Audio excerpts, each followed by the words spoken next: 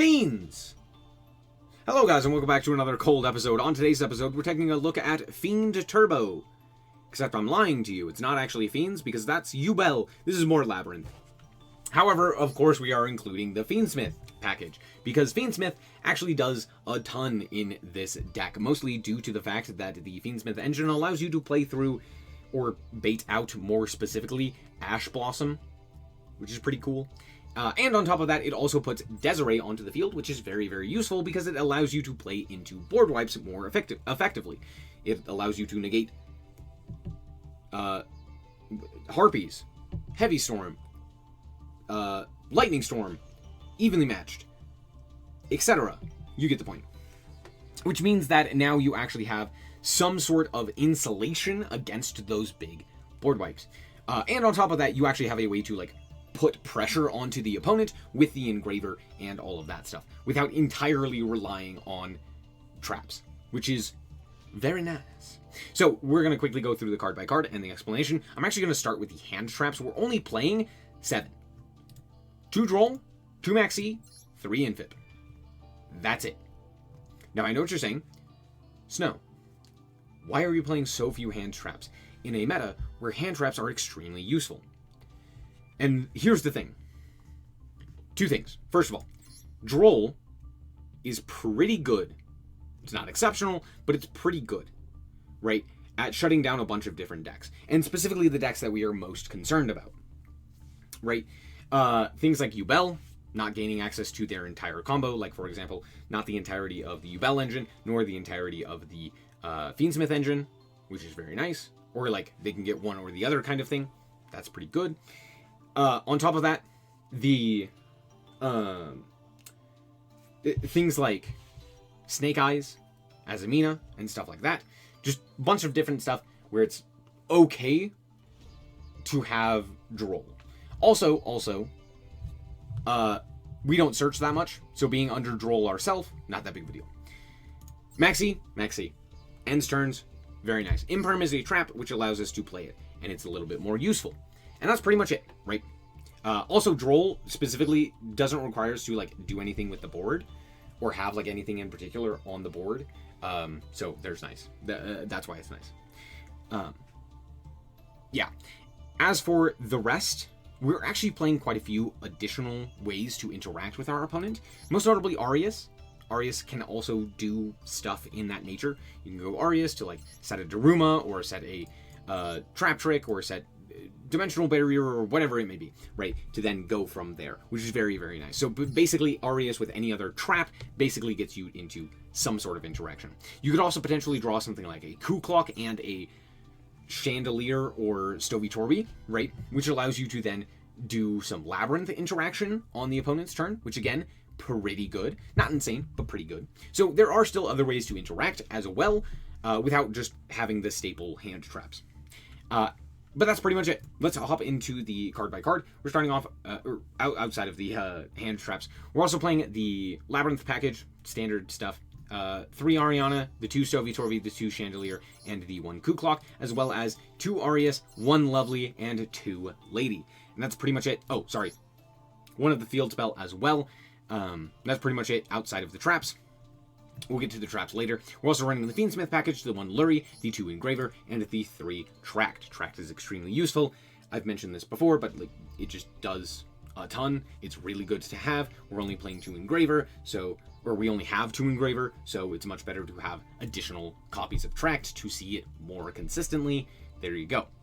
As for the traps, we're running quite a few. We're running the 2-Dimensional Barrier, 2 Trap Trick, 2 Punishment, and the 2 Welcome Lab.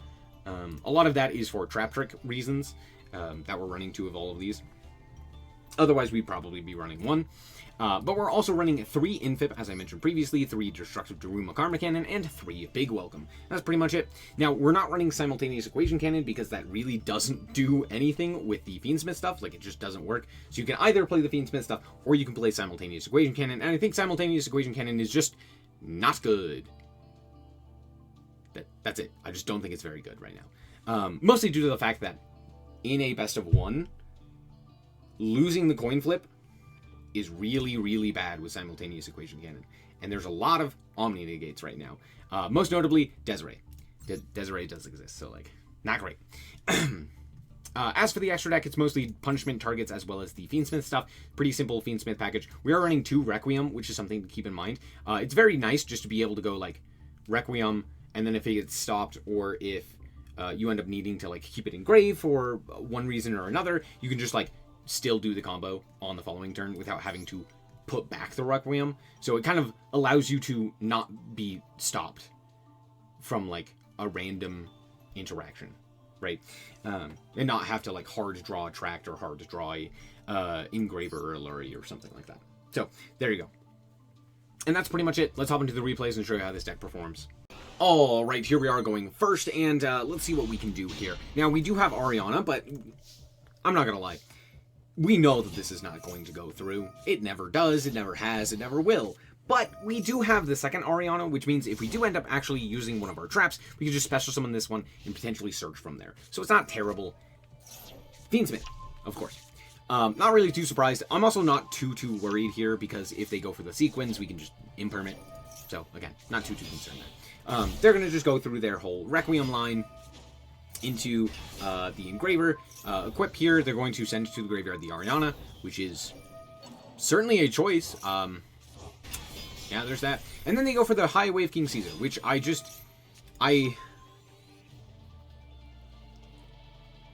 don't get why they do this as opposed to Desiree. Like, Desiree is just clearly the better option. But they're like, no, I'm not going to go sequence. I'm going to go for the DD Wave King Caesar. So, yeah, that's something, I guess. Not something I would have done, but it is something. Anyway, my opponent normal summons a whole bunch of guys, and then I'm like, cool, we're gonna flip them all face down, and then special summon out here with the field spell to grab up a lady. They're gonna go to combat here with the Druidess, which is a choice. But yeah, now we can actually special summon the Lovely here. I'm going to imperm at this juncture, because most likely this is another imperm, right? So I'm going to make sure that I can get another trap to get our combo online. Yes, I already have the Orianna, but it's just nice to have an additional point of interaction here. So I'm just going to imperm now and grab up the Big Welcome. Now that we have the ability to dodge a potential imperm, I'm feeling a lot more comfortable. We draw Dimensional Barrier, which is good. And we're going to normal summon the Orianna, grab up the Coup Clock, and then we're going to go for the Big Welcome, which will then allow us to set a Welcome and special summon out the Lovely. We're going to pop the back row, which is hilariously escape, but I guess that makes sense. We're also going to attempt to pop the card in hand, which happens to be Dark Beckoning Beast. I don't know what I expected there, but okay. We're going to go for the Coup Clock here in order to grab up a Welcome, which will grab up the Chandelier, and then we're going to put a card into the back row with the Lovely. Then we're going to activate the Chandelier, putting Big Welcome into the back row, which will trigger our Stovitori. No, not Stovitori, our Coup Clock. This now means 2 monsters! Hey, that's full Fiendsmith combo. Technically, it's 3 monsters, which is full Fiendsmith combo.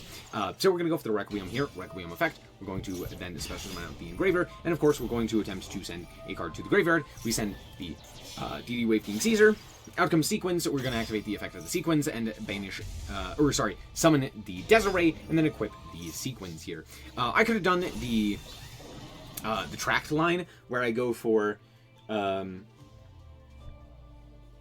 Lacrima into bring back the engraver into tract into that, but I already have the or I don't have the tract, so I can't actually do that. I'm lying to you. I was looking at my opponent's graveyard. Never mind, forget I said anything. Anyway, if you don't know, Sequence does have text, which says, while it's equipped, the monster it's equipped to cannot be targeted by opponents, or your opponent cannot target the equipped monster with card effects. So, yeah, nice Druid Swarm there. It'd be a shame if it did anything. Anyway, we're going to special summon back in order to grab back the lady and pop the back row, and then we can just special summon the lady, as well as trigger a whole bunch of effects. So, yeah, at this point I'm feeling pretty comfortable, and we can also trigger our Dimensional Barrier in order to call fusions, and to just cut them off of fusions as well, and we know that they're playing the Fiendsmith stuff, so that would have been very helpful there. They just concede. Good game. Alright, so here we are going first, but my opponent has elected to go second. And out comes the Maxi. Tragic. Anyway, we are going to activate the Engraver here just to search out the tract and then just set a bunch of cards. And hope and pray that my opponent does not have Harpy's Feather Duster.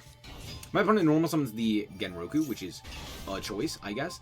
But we are going to just pop it because apparently they just decided to not activate the effect, which I guess makes sense, but like, okay. Anyway, we're going to special summon here to the response of the Song and Kaiman. Obviously, the Song and Kaiman, right? Out comes the Chundra. We're just going to imperm it, and then we are going to also chain, which they will chain the Droplet. Can't really do anything about that. They also bitch Ravion, which is a choice. Anyway, we do get to reborn our... Just kidding. We don't get anything. Anyway, they just pass the turn, and, now we just kill them, because Tract exists. So we're going to activate the Tract. We're going to add the Lurry. Lurry is going to go to the graveyard, and then special summon itself back, since it was discarded via effect, rather than cost. Yu-Gi-Oh! Sucks. We're going to go for the Requiem into Engraver. Engraver is going to send away the Chundra, get out of here. And then we are going to bring back the Engraver, and with the Lurry being put back. And then we're going to go for the Fusion Summon here.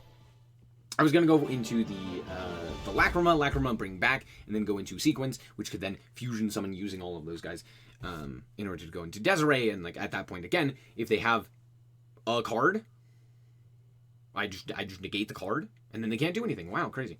I also have Imperm, so like if they drew a monster, we could just like Imperm it, which then gets us a Labrynth monster, which is something of note. So there you go, good game. Alright, so here we are, once again, going first. Let's see what we can do here. We do draw Engraver, so we're going to start off here with the Engraver, and we're going to go for Tract. Tract effect is going to grab Engraver, because, holy crap, I forgot to grab Lurry. This was my very first game, and I genuinely did not remember to put in either Lurry or Lovely. So let's see if we can do anything here.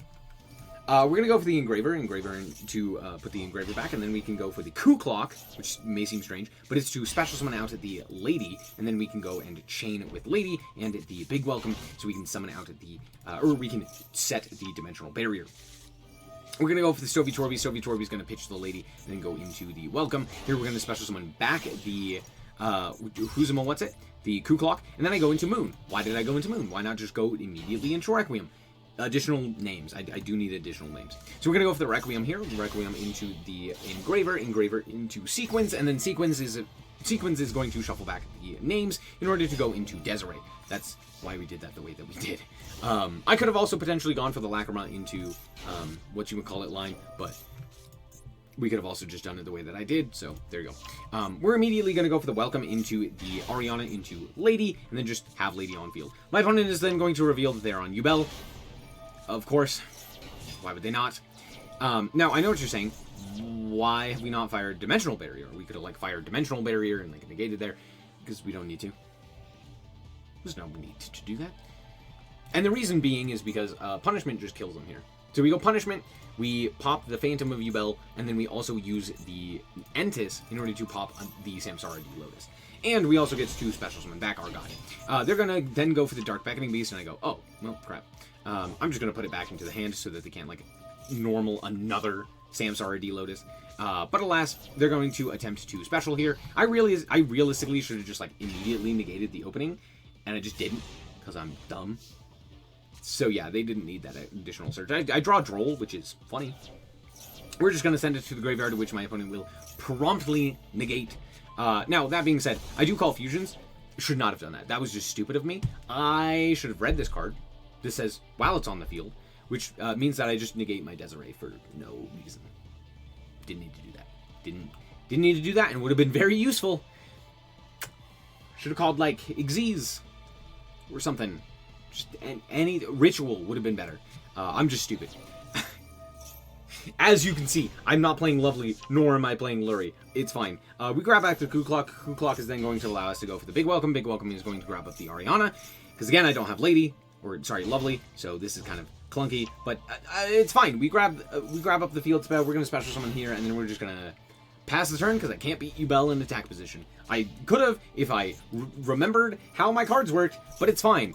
Anyway, we're going to negate the two continuous spells that my opponent has. They're going to go for the Dark Beckoning Beast in order to go for the Dark Beckoning Beast in order to go for the opening. Opening is going to promptly be...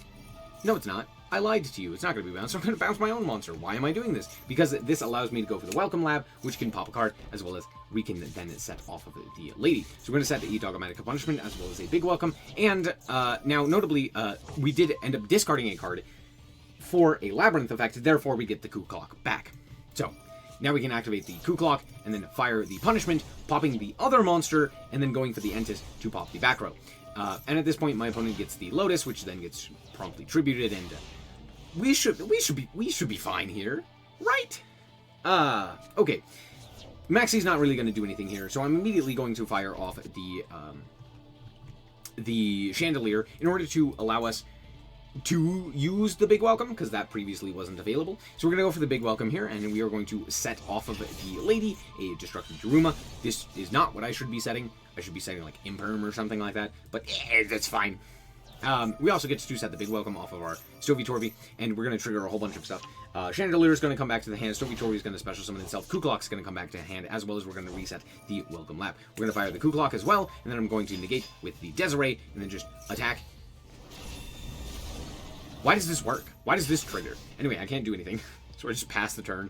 And, yeah, it's Desiree and a prayer, basically. We do have Destructive Daruma, but that's kind of it. And we don't have a target anymore for the Stovey. This is getting very clunky and very weird. This is what happens when you don't have Lady. Sorry, not Lady. Lovely. Anyway, my opponent's going to go for the full Fiendsmith line, except for the fact that it's not the full Fiendsmith line, because they don't have an additional monster. They're also going to send Stovey to the graveyard, which is a weird choice. First of all, because now we can activate Welcome. Hooray! And second of all, because that is just not, like, I get that you can't target Desiree, nor can you target Lady, but, like, Stovey? I guess. Anyway, out comes this guy. We're going to negate. And then my opponent's going to link off into Sequence here, and I'm like, that's A-okay, except it's not. I'm lying to you. We're going to immediately pop that card, and I'm going to set an Imperm here. Out comes Guy. I don't know, Arius is here. Anyway, they're going to special summon back the Engraver. They're going to equip a Sequence and go to combat, and then just pass. Just kidding, I lied. They lose. Wow, that game was really difficult. Alright, we're back with the deck, and two things. One, Fiendsmith is extremely good for Labrynth. And two, don't forget your key cards. Yeah, not having Lovely nor Lurie is kind of a bad idea. Maybe you should play those cards. You bring up a good point. But yeah, all in all, of course, the Fiendsmith stuff is extremely good in this deck. First of all, the restrictions that specifically Welcome Lab puts you under, as well as I think a few other cards, not really that big of a deal when all of your monsters are basically fiends. So that's great. Two, Desiree is extremely useful for this archetype. Being able to have an Omni, as I said at the beginning, extremely powerful. Not immediately dying to board wipes, not immediately dying to just like a random monster like Baron or something along those lines. Very nice. Also, Desiree by itself is a powerhouse, especially under Sequence, which prevents targeting, which is extremely powerful, just all things considered. And three, Labrynth is still extremely good for ranked, mostly due to the fact that no one is exactly prepared for Labrynth, because there's so many other things to be prepared for. Labrynth kind of falls to the wayside, and you're not really playing a lot of back row removal or stuff like that. Even Tenpai players are cutting back on the amount of back row hate that they are specifically playing. Sure, they're still playing like Harpies and maybe a, Lightning Storm or two, but for the most part, a lot of them are, at least from what I've seen, are playing more like monster negate or monster like board wipes and stuff like that. And of course, more hand traps. Yeah, that's pretty much it. Basically, it just allows Lab with the Fiendsmith stuff to push a little bit harder into the opponent and put up a bit stronger of a board that has a little bit more interaction, right? Without entirely relying on like traps that can just immediately die to gosh diggity darn red reboot, which for some reason still exists. But that's going to be it. Thank you guys so much for watching. I hope that you guys did indeed enjoy. If you did, a like is very much so appreciated. And remember to always stay frosty. Bye-bye. Shout out to the Frost Guard, my members. Thank you guys so much for the support, and I hope you enjoy the content.